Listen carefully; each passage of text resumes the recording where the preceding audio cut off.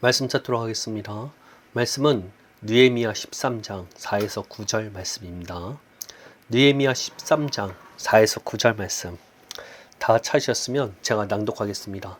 이전에 우리 하나님의 전의 방을 맡은 제사장 엘리야십이 도비아와 연락이 있었으므로 도비아를 위하여 한 큰 방을 만들었으니 그 방은 원래 소제물과 유향과 그릇과 또 레위 사람들과 노래하는 자들과 문지기들에게 11조로 주는 곡물과 새 포도주와 기름과 또 제사장에게 주는 거제물을 두는 곳이라. 그때 내가 예루살렘에 있지 아니하였느니라. 바벨론 왕 아닥사스다 32년에 내가 왕에게 나아갔다가 며칠 후에 왕에게 말미를 청하고 예루살렘에 이르러서야 엘리야십이 도비아를 위하여 하나님의 전뜰에 방을 만든 악한 일을 안지라. 내가 심히 근심하여 도비아의 세간을 그 방 밖으로 다 내어 던지고 명령하여 그 방을 정결하게 하고 하나님의 전의 그릇과 수제물과 유향을 다시 그리로 들여 놓았느니라. 아멘. 오늘 선포하고자 하는 말씀은 먼저 언약이 회복되어야 합니다 라는 제목으로 말씀을 나누어 보고자 합니다. 오늘 본문은 느헤미야가 잠시 바벨론 왕에게 보고하러 다녀온 사이에 예루살렘에서 벌어진 일을 다루고 있습니다. 돌아와 보니 기가 막힌 일이 벌어져 있었습니다. 대제사장 엘리야십이 이방 사람 도비아를 위해서 성전들에 머물 방을 만들어 준 것입니다. 사실 이방인에게 그것도 거룩한 성전들에 머물게 하는 일은 정말 말도 안 되는 일이었습니다. 성전뜰이라 할지라도 이곳은 직무를 맡은 제사장이나 레인들이 잠깐 거주하거나 성물을 보관하는 곳이지 일반 백성들이 거주할 수 있는 곳도 아니었기 때문입니다. 그런데 대제사장이라는 사람이 그 거룩한 곳을 비우고 이방 사람 도비아의 방으로 내어준 것입니다. 사실 도비아에게 대제사장이 잘 보이려고 하는 이유가 있었겠죠. 아마 그는 암몬 사람이었지만 그 주변 지역을 다스리는 총독 정도의 위치에 있는 아주 유력한 힘을 가진 자리에 있을 것이라고 생각됩니다. 그렇지 않으면 아무리 타락한 대제사장이라 할지라도 외부인이 머물 수 없는 성전뜰에 그것도 이방인의 방을 만들어준 것은 상식적으로 말이 안 되는 일일 것입니다. 뿐만 아니라 도비아의 이름이 참 독특합니다. 왜냐하면 그의 이름의 뜻이 하나님은 선하시다라는 의미를 가지고 있기 때문입니다. 이름만 보면 아주 신앙이 좋아 보입니다. 아마 그는 유대교 신앙을 가진 것으로 알려진 혹 겉으로는 그렇게 행세하는 유력한 권력자로 보입니다. 그렇게 대제사장이 그에게 잘 보이기 위해서 성전 뜰이지만 방 하나쯤은 괜찮겠지라며 내준 것이겠죠. 그런데 도비아가 정말 신실하게 하나님을 섬긴 사람이었다면 느헤미야를 주기로 했었을까요? 도비아는 끊임없이 성벽을 재건하는 느헤미야를 비웃고 불러내어서 암살하려 했던 사람이었습니다.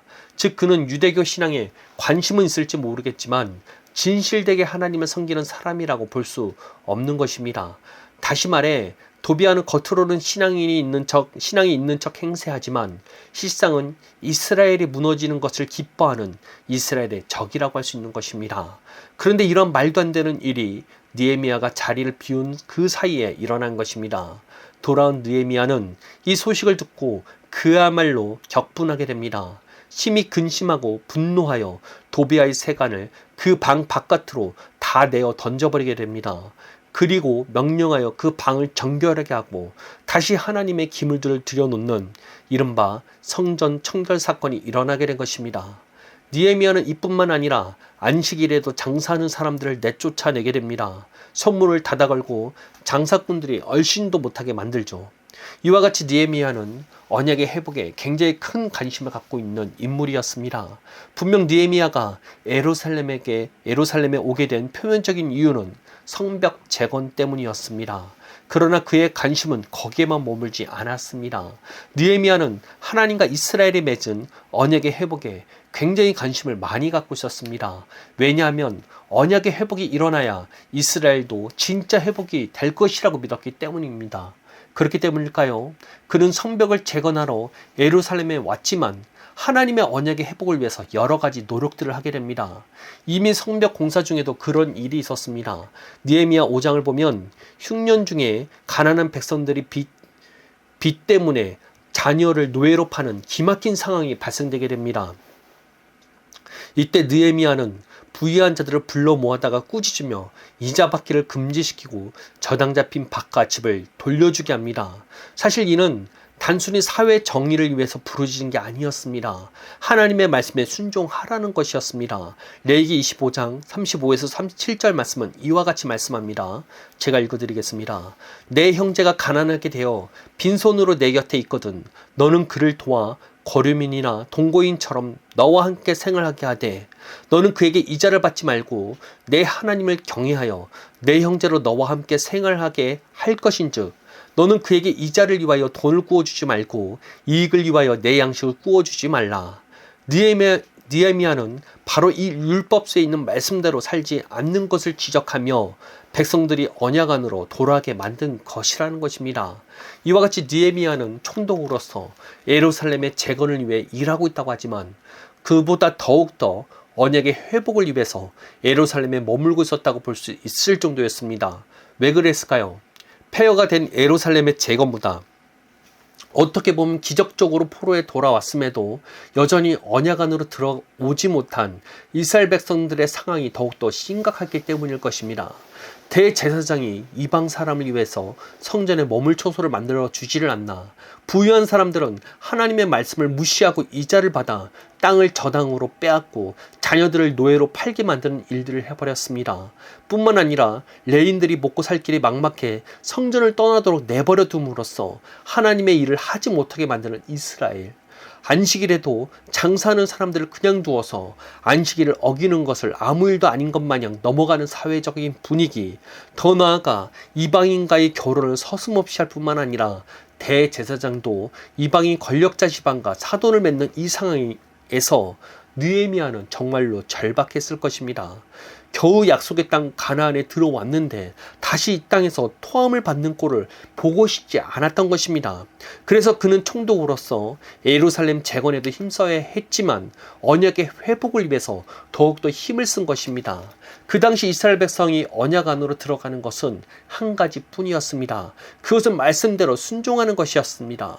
왜냐하면 구약의 언약, 즉 구원약의 조건 자체가 율법을 지켜 행하는 것이었기 때문입니다. 행하지 않으면 깨지는 계약입니다. 그렇게 언약의 회복을 위해서 느헤미야는 이스라엘 공동체 안에서 말씀대로 순종하지 않는 것들을 찾아내어 강제로라도 순종하게 만드는 것이 느헤미야가 했던 행동들이었던 것입니다. 그런데 오늘날 우리들이 이를 그대로 적용시키면 되는 것일까요? 사실 언약의 회복이 가장 중요하다는 메시지는 공통적으로 적용시킬 수 있지만 율법을 지켜 행하는 방식을 그대로 적용할 수는 없다는 것입니다. 왜냐하면 우리가 맺은 언약과 이스라엘이 맺은 언약은 다르기 때문입니다. 서로 요구하는 조건이 다르다는 것입니다. 쉽게 예를 들까요? 여러분이 부동산 계약을 할 때를 생각해 보시기를 바랍니다. 월세로 계약하면 달달이 월세를 내야 그 집에 살 수 있습니다. 월세를 안 내면 당연히 쫓겨나죠. 구약은 바로 이와 같습니다. 하지만 매매로 계약했으면 어떻게 됩니까? 이미 값을 다 치르고 내 소유가 되었으면 더 이상 월세를 낼 필요가 없는 것처럼 서로 요구하는 조건 자체가 다르다는 것입니다. 구약의 선지자 에스겔은 새 언약의 비밀을 아주 정확하게 예언했습니다. 단순히 마음에 기록하는 수준을 넘어 하나님께서 친히 우리로 하여금 율법을 행하게 하신다는 것입니다. 에스겔서 36장 26에서 27절 말씀은 이와 같이 선포합니다. 또 새 영을 너희 속에 두고 새 마음을 너희에게 주되 너희 육신에서 굳은 마음을 제거하고 부드러운 마음을 줄 것이며 또 내 영을 너희 속에 두어 너희로 내 율례를 행하게 하리니 너희가 내 규례를 지켜 행할지니라. 너희로 내 율례를 행하게 하리니라고 하셨습니다. 이것이 새 언약의 능력입니다. 구언약은 우리가 지켜 행해야 했죠. 그러나 새 언약은 율례를 행하게 될 것이라는 것입니다. 새 언약이 요구하는 조건인 믿음만 가질 수 있다면 우리가 말씀대로 사는 삶이 가능해진다는 것입니다. 그렇게 요구하는 회개가 다르게 적용될 수밖에 없다는 것입니다. 솔직히 회개를 왜 하겠습니까? 그냥 단순하게 하나님께 잘못해서 용서를 비는 것일까요? 솔직히 회개는 내가 언약 바깥으로 나갔기에 다시 언약 안으로 돌아오기 위해서 하는 행동 아니겠습니까? 그렇게 구약에서는 죄에서 돌이키다라는 의미를 가진 히브리어 슈브를 단어로 사용했습니다. 행동이 율법에서 벗어났으니 다시 유턴해서 돌아오라는 것입니다. 그런데 새 언약인 신약에서 요구하는 회개는 단어가 다릅니다. 대부분 신약에서의 회개는 죄에서 행동만 돌이킬 것을 요구하지 않습니다. 헬라어로 메타노이아, 즉 생각의 변화를 요구했습니다. 이 변화는 애벌레가 나방으로 완전히 바뀌는 것과 같은 본질적인 변화를 말합니다. 즉 말씀대로 생각의 시스템이 완전히 새로워져야 한다는 말이 된다는 것입니다. 즉 단순히 죄에서 행동만 돌이키는 것으로 안 되고 생각이 완전히 말씀으로 새로워져야 진짜 언약 안으로 들어갈 수 있다는 말이 된다는 것입니다. 말씀대로 생각까지 완전히 새롭게 되는 믿음, 그것이 새 언약에서 요구되는 언약의 조건이라는 것입니다. 새 언약이 요구하는 믿음은 단순히 예수를 믿습니다 하고 입으로만 인정하는 수준이 아니라는 것입니다. 우리는 느헤미야를 기억해야 합니다. 그는 성벽 재건과 더불어 이스라엘의 재건을 위해서 총독이 되었지만 그보다 더욱더 언약의 회복이 우선이라 생각했던 사람이었습니다. 언약이 회복되어야 진정한 이스라엘의 회복, 더 나아가 번영이 언약의 회복에서부터 시작된다고 생각했습니다. 이는 오늘날 우리들에게도 동일하게 적용됩니다. 당장 닥쳐오는 위기에 붙잡히는 것보다 우리가 더욱더 신경 써야 할 것은 언약의 회복에 있다는 것입니다. 그렇게 우리들도 언약의 회복에 힘써야 한다는 것입니다. 새 언약이 요구하는 믿음, 더 나아가 말씀대로 생각까지 완전히 새롭게 되는 믿음을 우리는 소유할 수 있어야 하는 것입니다. 우리의 싸움은 혈과 육의 싸움이 아닙니다. 하나님을 대적하는 생각들을 몰아내야 합니다. 그렇게 단순히 그래 생각을 바꾸자 한다고 의지로 되는 게 아니라는 것입니다.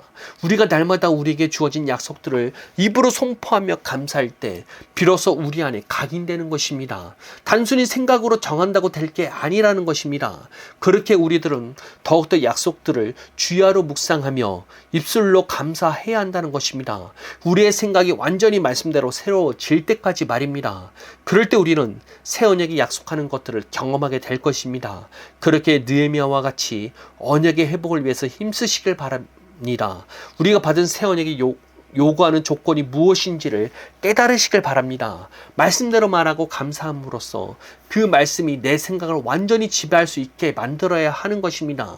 말씀으로 생각까지 완전히 새롭게 되는 메타노이아를 경험하시기를 예수님의 이름으로 축복하겠습니다. 기도하겠습니다. 하나님, 우리 삶 가운데 여러 가지 문제들이 다가오고 있습니다. 그러나 더욱더 중요한 것은 하나님과 맺은 언약의 회복에 있습니다. 우리가 믿는다고는 하지만 정말로 주님이 요구하는 믿음을 소유하지 못하였기에 우리는 복음의 능력을 경험하지 못하고 있습니다. 주님, 우리가 말씀대로 생각하고 말씀대로 행동하는 데까지 이룰 수 있도록 우리를 이끌어 가시옵소서. 주님의 말씀이 단순히 지식으로 넘어서 우리의 심령까지 주님 다스릴 수 있도록 주님의 말씀을 깨닫게 하여 주옵소서. 날마다 우리와 동행하시며 함께하여 주시는 주님께 감사드리며 예수님의 이름으로 기도합니다. 아멘.